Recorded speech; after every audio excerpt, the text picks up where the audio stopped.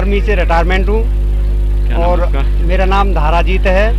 और हम सबके सहयोग से और ये कथा हमारे माननीय आचार्य जी, इनके द्वारा हम जनता को संदेश दे रहे हैं और इनको जो है अच्छी अच्छी बातें ये हमारे गुरु जी हैं ये बता रहे हैं। इनसे जनता के अंदर परिवर्तन आता है, बुजुर्गों की सेवा करने का मौका मिलता है और कुछ न कुछ यहाँ से सीखने के लिए मिलता है। आपने देश सेवा भी की है और सरहदों पर आपकी ड्यूटियाँ लगी हैं, वो एक अलग नज़ारा हुआ करता था। यहाँ जो धार्मिक नज़ारा आपको कैसा लगा? वो हम वहाँ पे सेना में कार्यरत थे और हमें वहाँ देश की सेवा करने का मौका था।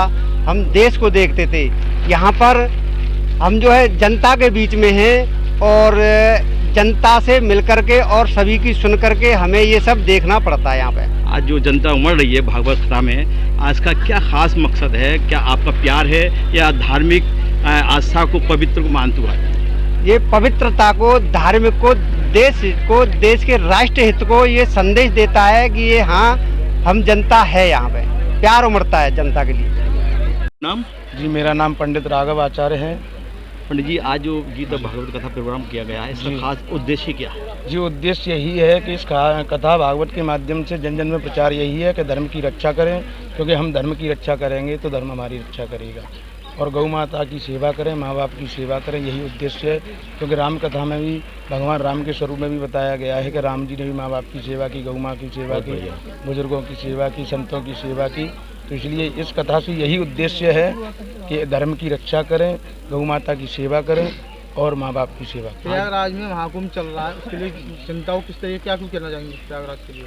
उनको संवेदना प्रकट करना चाहते हैं जो वो भी, ये देखो, ये भी सौभाग्य की बातें है, क्योंकि ये 12 साल बाद कुंभ आता है। तो जो भी जनार्दन गए उनका भी सौभाग्य है।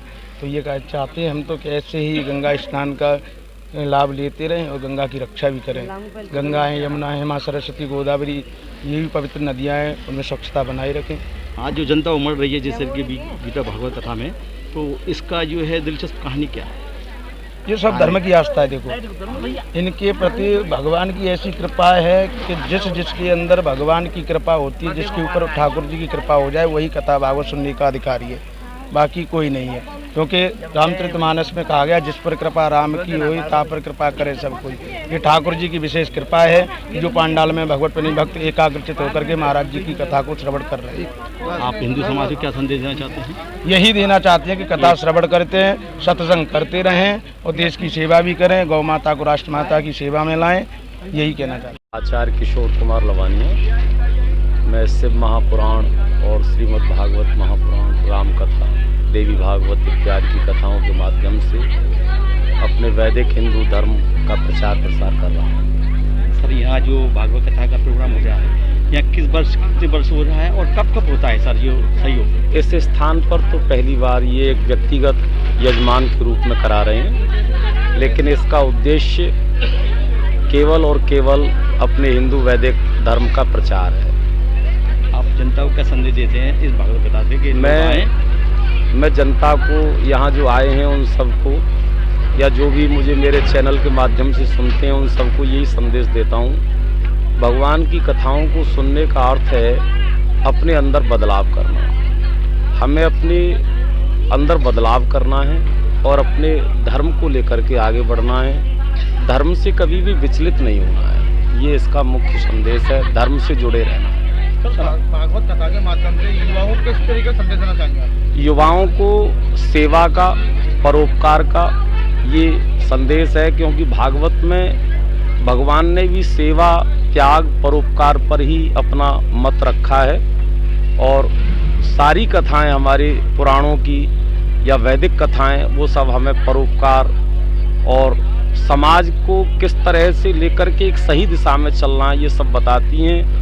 और इस सारे कामों में युवा के बिना ये काम संभव नहीं है। सर, ऋषि मुनि और महात्मा जितने भी हैं, सभी ने देश के हित में काम किया है, प्रार्थनाएं की हैं, हमारा देश एक, इस पर आप क्या कहना चाहते हैं जो हमारा देश उन्नति की ओर बढ़े? देखिए, राष्ट्र से बड़ा संसार में कुछ नहीं है।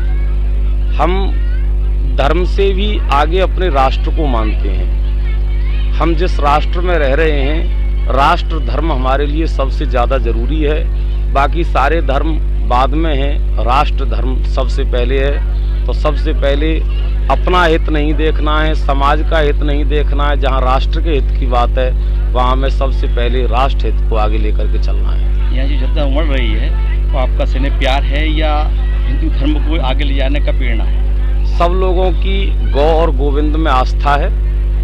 गौ और गोविंद में आस्था रखने वाले व्यक्ति जहाँ कहीं भी इस तरह के आयोजन होते हैं वहाँ पहुँचते हैं और अपनी श्रद्धा भक्ति इस तरह से दिखाते हैं जो यहाँ देखने को आपको।